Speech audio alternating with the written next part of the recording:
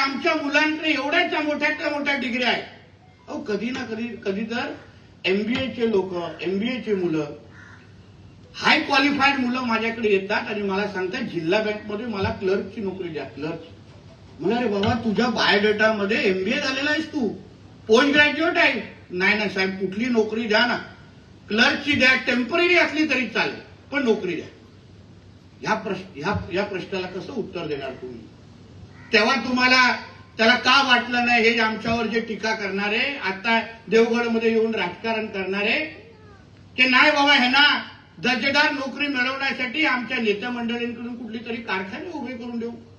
आताही तुम्हाला सांगतो, आपली कुठलीही निवडणूक असेल ना, विधानसभा आणि लोकसभेची, आम्हाला गोव्याच्या मुख्यमंत्र्यांना फोन करायला लागतो की साहेब उद्या आमच्या सिंधुदुर्गामध्ये मतदानाची तारीख आहे, जरा कृपया आपल्या सगळ्या कंपन्यांना सांगा की 1 दिवसाची सुट्टी जाहीर करायला, जेणेकरून ती मुलं इथे मतदानासाठी येऊ शकतात. आजही आपल्याला फोन करायला.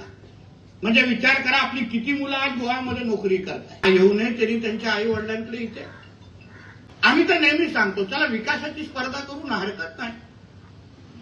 आज आम्ही दोन वर्ष सत्तेमध्ये आहोत. या 2 वर्षामध्ये पालकमंत्री म्हणून, राज्याचा कॅबिनेट मंत्री म्हणून मी देवगडसाठी आणि सिंधुदुर्गसाठी आणलेला विकास, करत असलेले प्रयत्न, जे प्रकल्प मी आणू पाहतोय, गेली 10 मधून 8 वर्ष जे आज मला शिवाय घालतायत, माझ्यावर व्हॉट्सअपवर टीका करतायत, ते 10 मधून 8 वर्ष सत्तेमध्ये होते.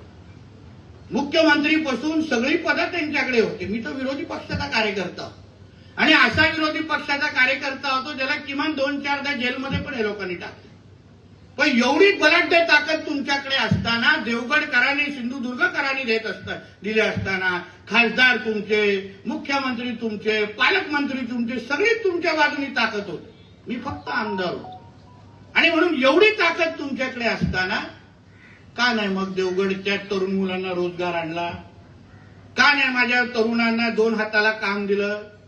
का माझ्या तरुणाला आज मुंबई, पुणे, नाशिककडे जाऊन, गोव्याकडे जाऊन नोकऱ्या करायला लागतात? का जाऊन आखाती देशांमध्ये जाऊन नोकऱ्या करायला लागतात आणि गावाच्या घराच्या नातेवाईकडे राहण्याची संधी भेटत नाही? का कधी विचारा तरी त्यांना.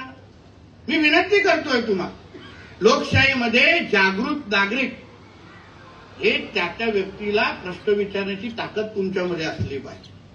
कोणी केलं असेल तर त्याला शाबासकी द्या. कोण नुसतं टीका करत असेल, बोलत असेल, तर तुम्ही त्यालाही प्रश्न विचारण्याची ताकद हे लोकशाहीने तुम्हाला प्रत्येकाला दिलेली.